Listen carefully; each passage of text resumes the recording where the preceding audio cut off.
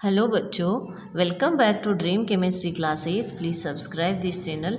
देखिए, आज के इस वीडियो लेक्चर में हम बात करेंगे क्लास 8 मैथ की जो प्रखर कार्य पुस्तिका है उसका आकलन नंबर 6। ठीक है ना।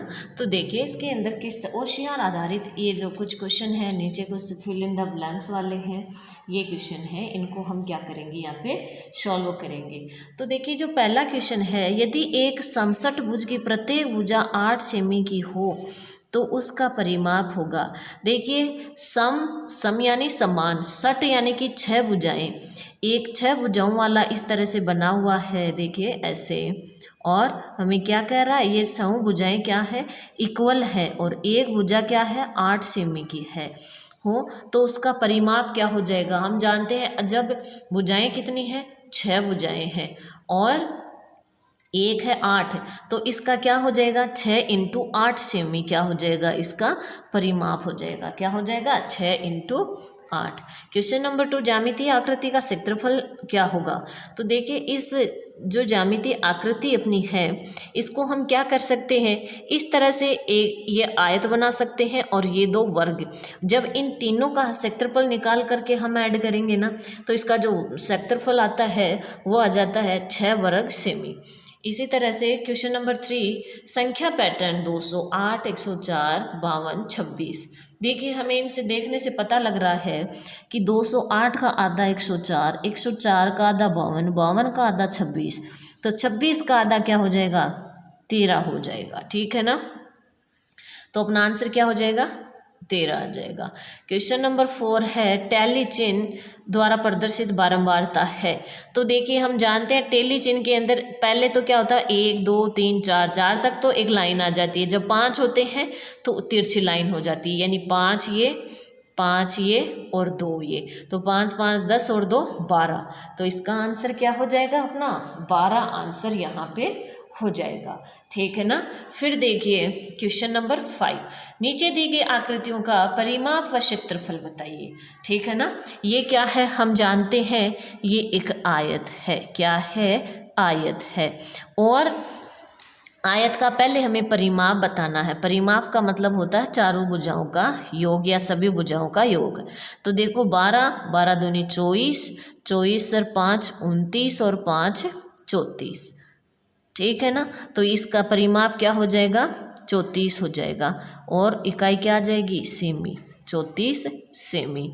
अब बात करें क्षेत्रफल की, तो आयत का जो क्षेत्रफल होता है उसका फॉर्मूला होता है, क्षेत्रफल का फॉर्मूला होता है L इंटू बी, यानी लंबाई गुणा चौड़ाई। और लंबाई कितनी है, 12, और चौड़ाई कितनी है, 5। तो 12 गुणा 5 यानी कि 60, 12 पंजो 60, और इकाई हो जाएगी सेमी स्क्वायर या वर्ग सेमी। इसी तरह से ये जो है, ये क्या है, एक वर्ग है। कैसे, क्योंकि चारों भुजाएं क्या है, सेम है। तो परिमाप क्या हो जाएगा, चारों को जोड़ेंगे तो 28 सेमी हो जाएगा। परिमाप तो क्या हो गया, 28 सेमी। अगर क्षेत्रफल की बात करें तो देखिए, वर्ग का क्षेत्रफल होता है वो, उसका फॉर्मूला होता है भुजा स्क्वायर। क्या होता है, भुजा स्क्वायर, यानी कि 7 का स्क्वायर, और 7 का स्क्वायर कितना होता है, 49, और वर्ग सेमी या सेमी स्क्वायर। ठीक है ना। क्वेश्चन नंबर 6, सूरतगढ़ से में यातायात पुलिस द्वारा किसी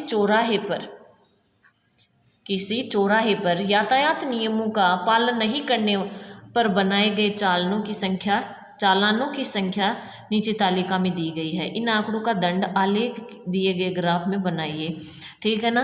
तो देखिए, इधर है दिन और इधर है चालानों की संख्या। सोमवार को कितने चालान है, 10 है। ये रहा अपना सोमवार, चालान की संख्या 10 है, तो ये रहा 10। ठीक है ना। तो ये लीजिए, ये हो गया सोमवार के चालानों की संख्या। फिर देखिए, मंगलवार की बात करें, मंगलवार में कितने चालान हैं, 8 चालान हैं। ये रहा 8, ये लाइनें आप स्केल से खींच सकते हैं। ठीक है ना। ये हो गए मंगलवार। बुधवार की बात करें, बुधवार में चालान है 12। तो देखिए, 10 ये रहा, अच्छा 12 ये एग्जैक्ट संख्या ही पड़ी है, ये रही 12। तो बुधवार को चालानों की संख्या क्या हो गई, 12 हो गई। हम यहाँ पे 12 तक इसको ले जाएंगे। फिर देखिए गुरुवार की बात करें, गुरुवार में चालान है 7, तो 8 यहाँ पे है, 6 यहाँ पे है, तो इनके बीच में यानी कि ये वाली लाइन कितनी हो जाएगी 7 के बराबर। तो ये 7 वाली लाइन है ये वाली। गुरुवार को कितने चालान 7 चालान। ये लीजिए, ये अपना क्या हो गया दंड आलेख हो गया। ठीक है ना। क्वेश्चन नंबर 7, संख्याओं के पैटर्न को पहचान कर नियम बनाइए और आगे बढ़ाइए। देखिए यहाँ पे हम बात करें इस नियम, इसमें पहले क्वेश्चन में 5 दूनी 10, 10 में से 1 कम किया 9, 9 दूनी 18, 18 में से 1 कम 17, 17 दूनी 34, 34 में से 1 कम यानी कि 33। तो यहाँ पे क्या हो जाएगा, देखिए 33 दूनी 66, 66 में से 1 कम होगा, तो 66 में से 1 कम होगा तो क्या आंसर आ जाएगा 65। ठीक है। फिर 65 दूनी 130 और 130 में से 1 गया 129, 129 यानी कि 258 और 258 में से 1 कम हो गया 257। ठीक है। नियम क्या हो जाएगा, संख्या के दुगुनी में से 1 कम, यही तो नियम किया है हमने। जैसे 5 दूनी 10, 10 होते हैं लेकिन उसमें से 1 कम कर दिया यानी कि 9 आंसर आ गया। ठीक है, 1 कम या 1 घटाना इस तरह से लिख सकते हैं। इसी तरह यहाँ पे देखो 10, 21, 43, 10 दूनी 20, 20 और 1 21, 21 दूनी 42 और 1 43। ठीक है ना। तो ये क्या हो जाएगा, यानी दुगुना करके 1 जोड़ना है। ठीक है। जैसे 43 दूनी 86, 86 में 1 जोड़ दिया।